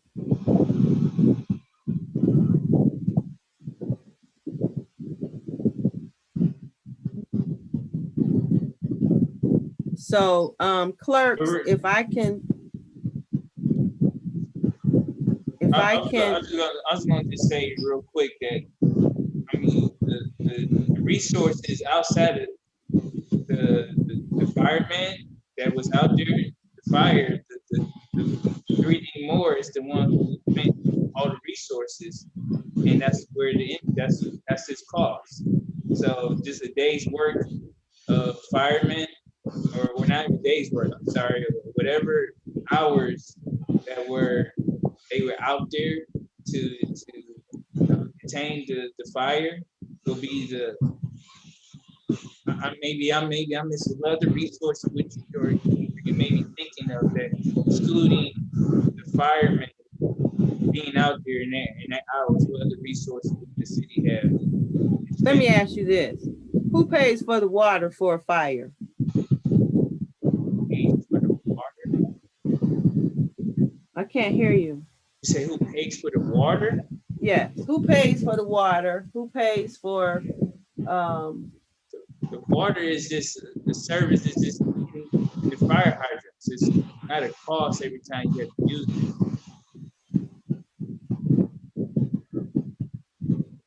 so then all we have is man hours? Is that what you're saying? That's what I'm saying, Council Stevens, man hours and to stop the blaze. The deconstruction of the property was done by 3D Moore. Yeah, but what he wrote, I got a bill here that's all zeroed out. I just really don't do good with zeros. And especially when the bottom line is 149,000. Everything on this bill is zeroed all the way out, zeroed all the way down. And look, somebody need to tell me how we're gonna get this money back, period. What's the plan? Even if we don't get our money back, what is our plan? What is our plan to get the money back, and what are the next steps that we're gonna take? People just coming in here, leaving vacant property, don't pay for their vacant property, the property burns down. This is a lot of drama. And somebody needs to figure out how we cut our losses. If we have to sue these people to get the money that they owe us, then that's what we need to do. And after 5 months, we done had plenty of time to start a lawsuit. The lawsuit should have been started as soon as they didn't answer the letter. So, and then we didn't even send the letter timely. So, you know. And then Madam President, Go ahead, Ms. Gowdy. yeah, everything came late. Mr. Moore, Earl Moore had came to our meetings plenty of time and have not mentioned it, not one time, about this fire and all this other stuff that's been going on. I mean, I want him to be paid if he did the work, but our charter also told, even Mayor King been on council, you know, it tells Daryl Moore to come to council. You know, they done skipped us, they done did what they wanted to do, even if they even said it was emergency. We all have phones. They could have called us up, they could have told us something. You know, so it was what they wanted to do and expect for us to fit the bill. That bill should not be on council, that should not be on the city, it should be on the person that owns that building, and that's what they need to get, where they need to get their money from. The city don't owe him anything. He did not do the proper channel. He did not come through council the way he's supposed to. And I don't feel guilty about standing up for what is right. I'm not gonna feel guilty because guess what? When you don't do the right thing, this is what happens. Just like the fire trucks. EMS. Can I make a comment? Go ahead, Mr. Austin. I forgot. I mean, I know you asked how the city would be, how they would pursue their dollars. Whenever a property is torn down in the city and the owner has not either transferred it to the land bank, so the city can be responsible for the property. If the property is demolished because it is indeed a nuisance, the tax bill is where they'll see those fees. And Mayor, you can, you know, make sure that I got the process correct in my mind. But I know that for previous properties that are identified as a nuisance and owned by a specific property owner, that property owner is subject to having those fees assigned to their taxes. And that is indeed how the city has been holding owners' feet to the fire respectively. So Mayor King, if you can kind of advise me on that process and see if my memory is askew. Thank you. Council President, at your pleasure, I will. Council President. Go ahead. Thank you. Thank you, Councilman Austin. So if you will think, Council, back to previous conversations that we've had regarding standard demos. So a standard demolition follows a procedure which takes anywhere from 6 months to 2 or more years. One of the houses that I love to use as an example is the Yulee house next to the MLK. I was on council and it had come up on top of the demo list. We got a call from the Yulee family, well-respected, big family, lots of history in East Cleveland, asking us to take it off of the demo list because they planned on saving, right? This went on for a number of years until last year. We got a call and the Yulees had finally said no. The house on Superior, the row house, is 5 houses, right? All 4 of them were like, okay, tear it down. There was one in the middle that the owner still wanted to save. And that's why that took so long to tear it down. Many of you have mentioned, why is it taking this long to get to council? It's because of the procedure that it has to take in order for him to get paid. And Mel Rand, our community development director, who basically runs this, alluded to that at the last meeting, is that following the procedure he needs to take in order to bring this in front of council is why it's at the time that it is. And we are going to pursue the owners for the money that we spend outside of, say, normal fire, police, and service. We are going to pursue the owner for that. Chances are we will not get the money, but we are going to pursue the owners. I love what you said earlier about avoiding lawsuits, which is why we would like to pay this contractor so that we can definitely avoid any lawsuit from them. All right, this is what I'm gonna do. This is what I'm gonna do. I got a list of questions here, like I said, from the public. I'm gonna send you all this list of questions, and hopefully you all will get this list of questions back. I'm gonna request that the administration compile a lawsuit. I'm going to request also that any staff time that was used to prepare documents, fight the fire, whatever money we spent be compiled and put in a lawsuit. Hopefully we can get this done by June 8th, and we can get this off of my agenda before the council goes on break. That's where I'm at with this. Okay, so Council President, the amount of time and resources that the city spent would just be additional monies on top of the bill from the demolition company. However, the bill from the demolition company still needs to be paid. The demolition company still needs to answer some questions. I've got 10 questions here from the public that need to be answered. So we have the community development director on the line. He can I'm not going to sit here and do this. I'm going to send these questions because they need to be answered so that I can answer my constituents. I'm going to send these questions to you all. Pull together what you need to pull together so that I can get this thing out of my committee on June 8th. Council President, if I may. Go ahead. Actually, the contractor, Doe Moore, is on the line. Okay, but I need questions answered in writing. I got these questions in writing, okay? And I'm going to send them to you. People sending me letters. So I'm going to send you these questions so that we can get this done. You all answer the questions, and I need to see a lawsuit. I mean, this dragging, slowing this down, and there's no lawsuit been filed in 5 months. I need this to be, I mean, to me, this needs to be like, this should be like clockwork. When we go into something like this, when we go into something like this, it seems to me that the city needs to really look at how we're spending money and how we're going to get our money back.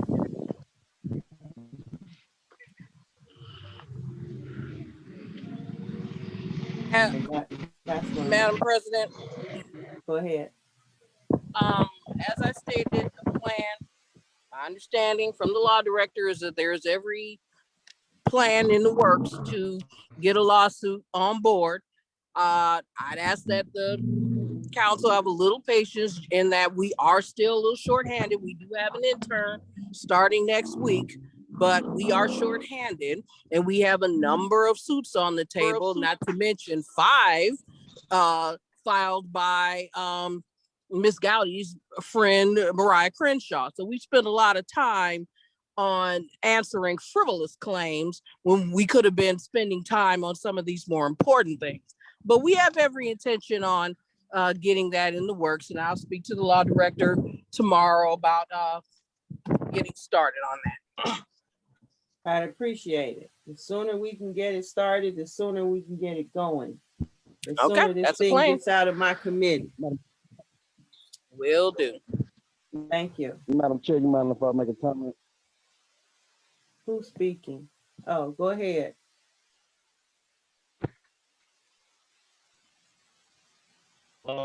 Yes, again, at the same time,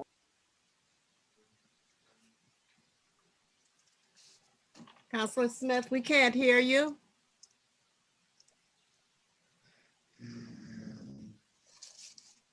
Counselor Smith? hello? Yes. Can you? You Back. keep fading in and out. You outside. Can you hear me now? Yes. Thank you. I'll make it brief. I believe this contractor and all contractors should get paid for the work that they do. We've came along a very long way to having people kind of trusting in us again.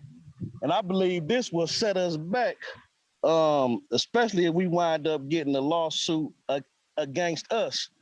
So let the record reflect Councilman Martin was trying to get it he was trying to get it on the he was trying to make it legislation the other day. And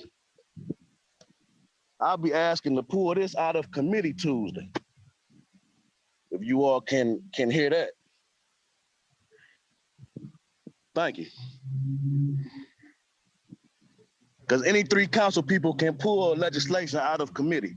You can pull it out of committee, but who's gonna answer these people's questions? These people have questions about this. Okay, well, we understand where the questions come from. I'm not here to play games and I'm not here to politic. We understand where the questions come from. The questions can still get answered. The biggest question should be, when are we gonna pay this contractor for the work that he done and possibly saving lives over there? I'm not going to get into what the biggest question is, because I mean, we can all have an opinion about the biggest question.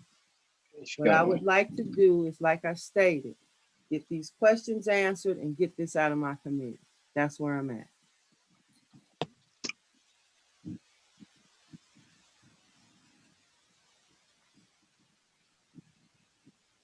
So what I'm going to do is I'm going to have the clerk to send the questions forward and go from there. And hopefully, and hopefully by June 8th, the law department can come up with some lawsuit with regard to not only this, but like I said earlier, the man hours that went into this process, and we can move on. Excuse me, Councilwoman Clerk. Stevenson. Go ahead, Mr. Austin. Thank you. I would like to know, when you send out the list of questions, can you send them to the entire council? Yeah. So we can kind of, be I'll on have the same clerk page. send them to everybody. Great, thank you very much. And to Mr. Daryl Moore, we do appreciate you logging in to attempt to resolve the concerns that pertain to this transaction. Thank you for your support, and we'll take a look at doing what we can to take care of it as soon as possible in a most like a legal and expeditious manner. Thank you. Clerk, Yes.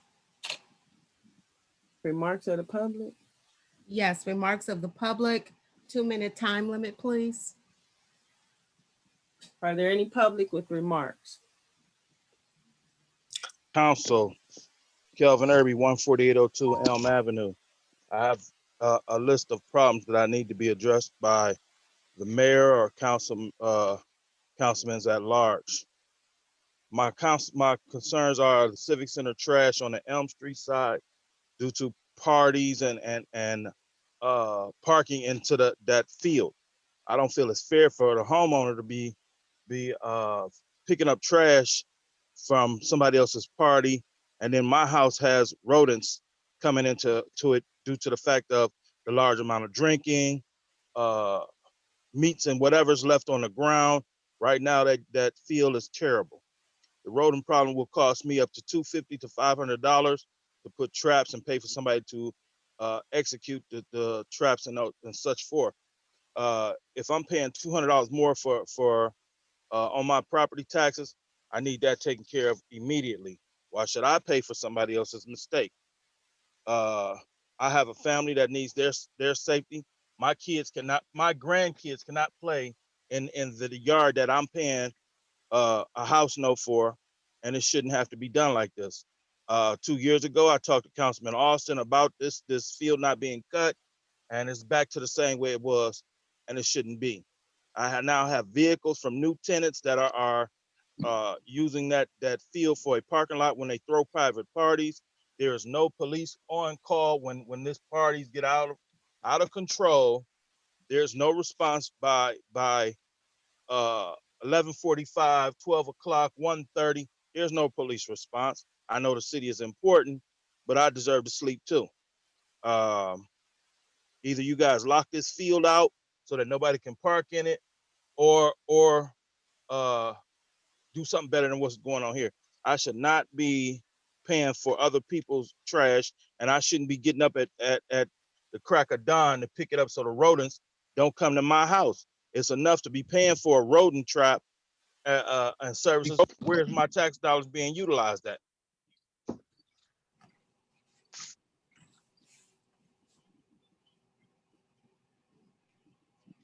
Are there any other comments from the public? Yes. Can you hear me? Speak up. Yeah, I was just find it interesting that, well, what kills me What is is your that, name and address? Justin Anderson of Terrace Road. I don't think we even have to do that at a committee meeting, but if you want it, you can have it.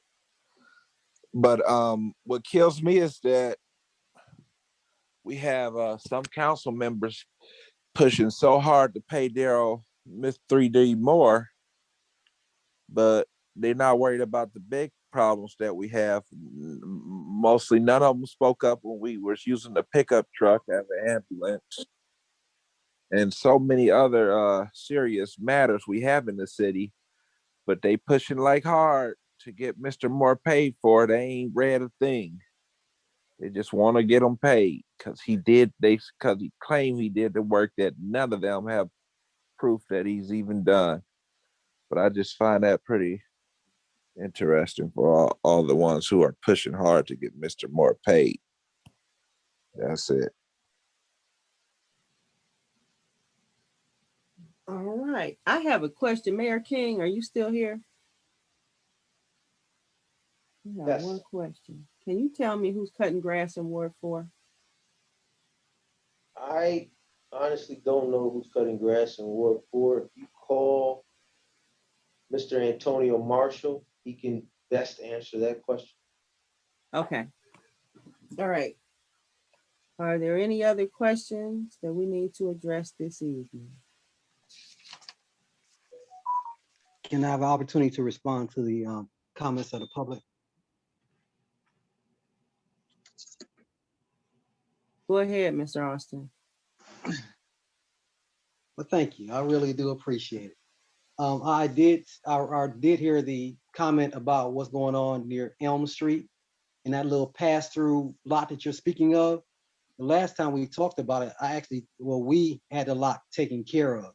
And if it's just time for a service, we could just come on the line and say, hey, it's time to get that lot cut again, or call the service department, which is the agent, obviously, that the contractors for grass cutting, because they're an augmented contract, because the service department can't get everywhere and cut that grass.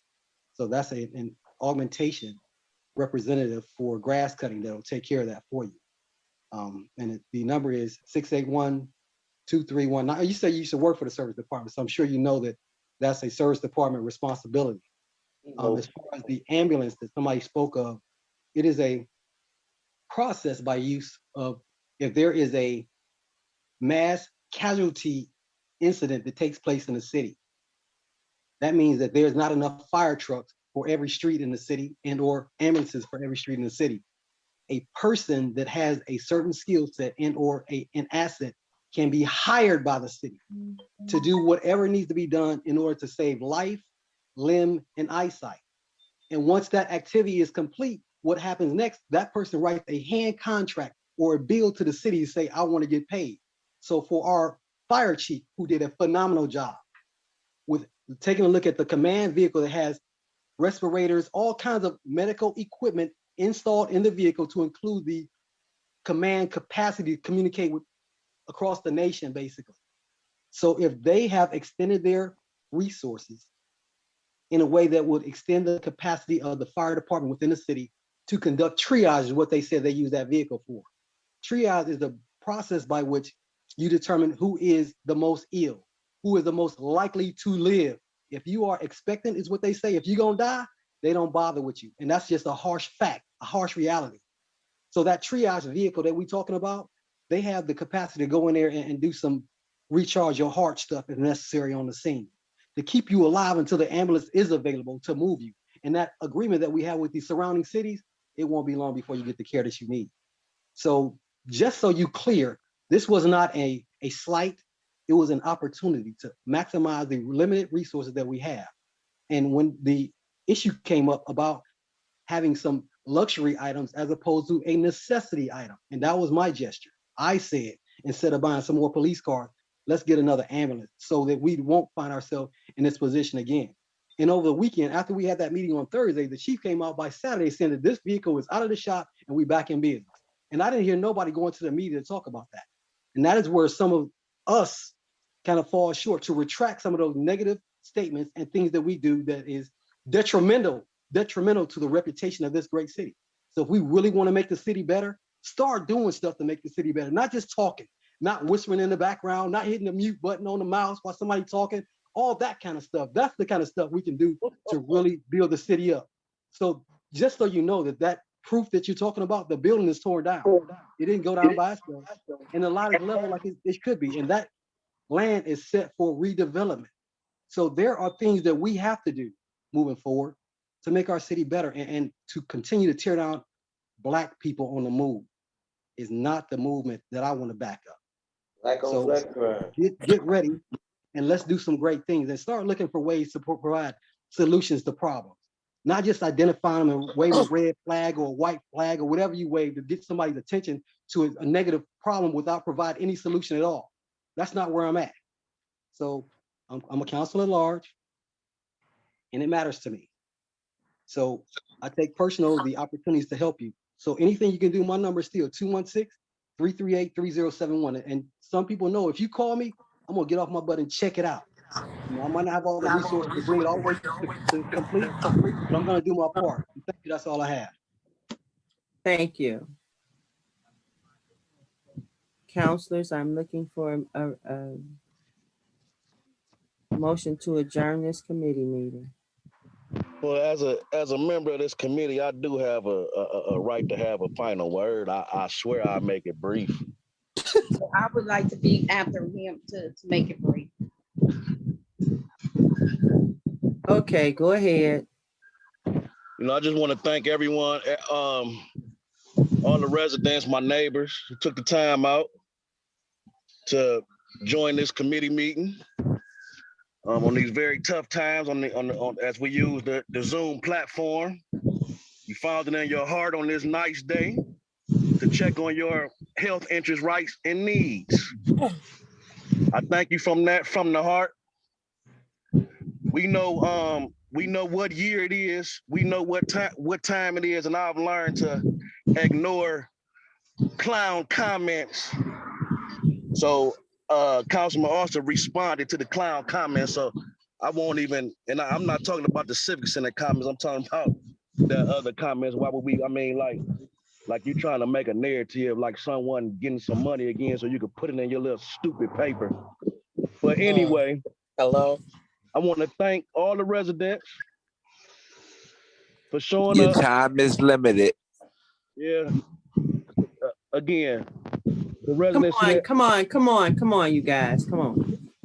Let's keep it. I'm a member of council. You need to be talking to him. I said you guys. I'm a member of council. It's Period. my time. Just keep it. Let's keep it professional. Just keep it But professional. again, thank you, because the people see it. Thank you. God bless you all. Thank you. Ms. Gowdy? Yeah, it seemed like to me, a lot of people saying it's politics, but the only politics that is happening when people is saying that they doing something and really not doing it, and then they doing it for their friends.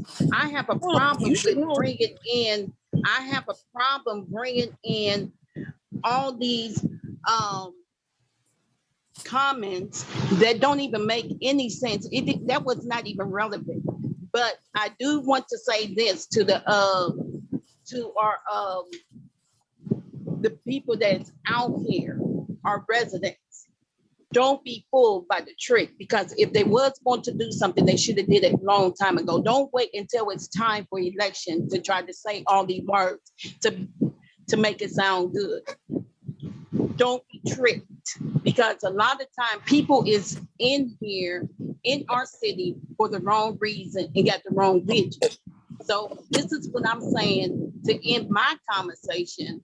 If you really wanted to do for this city, don't wait until election time to try to fix it up. You should have fixed it up long time ago. And it's time for a change. And I know it's time for us to make a good decision out here, because if you continue doing the same work, you're going to continue getting the same results. The people deserve better.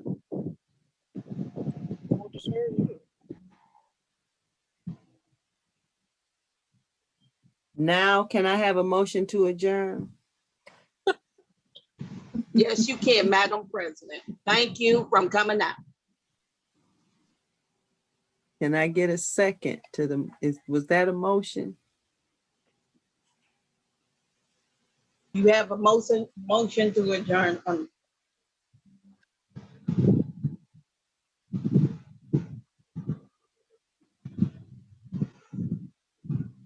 Well, we're adjourned because there's not a quorum. Thank you.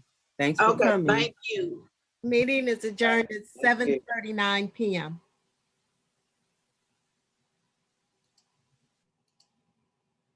Ernest is down.